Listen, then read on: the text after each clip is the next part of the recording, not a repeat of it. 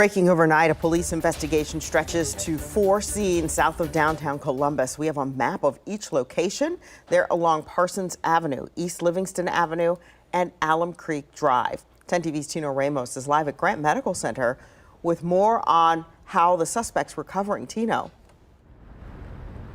Yeah, and Tracy, it's right here where that suspect was taken. He had a gunshot wound. That's what he is recovering from. But a lot to sort out for Columbus Police, because you're right. There's 4 different scenes we're dealing with. 2 of those scenes, shots were fired, and it was just kind of a wild ride for Columbus Police who were involved in this. So let me take you into the scene and explain exactly what we know right now, the latest we've gathered, because police are telling us this all started at Alum Creek and Livingston Avenue. This is on the east side, where Columbus Police say that they spotted a man and a woman fighting around 9:17 late last night. Suddenly, shots were exchanged between the two, and the man took off in his car.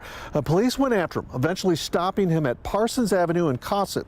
Now, it's here where police say an officer went up to the car, but then something happened, and the officer fired a shot. And that's when the man took off again, trying to get away. He drove to Ann Street, where police say he ditched his car and then ran on foot. And by the time police found the car, they followed a blood trail to a home where they finally found him, but he was suffering from a gunshot wound. He was arrested along with the woman from the original scene. We have her.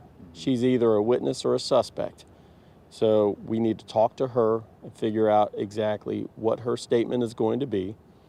We've got to compare that to evidence that we find at the scene at Alum Creek and Livingston. And we also need to interview the suspect that we have in custody to find out his side of that story. Now, police did tell us they did recover a gun at the original scene with the woman. We can tell you another thing, too. There was a small child at that original scene as well. That child was not hurt. But here's the big question to this whole thing that police are looking into. Was it the woman who shot the man, or was it the Columbus police officer who shot the man? We're looking for answers. Stay with us. Tino Ramos, 10 TV News.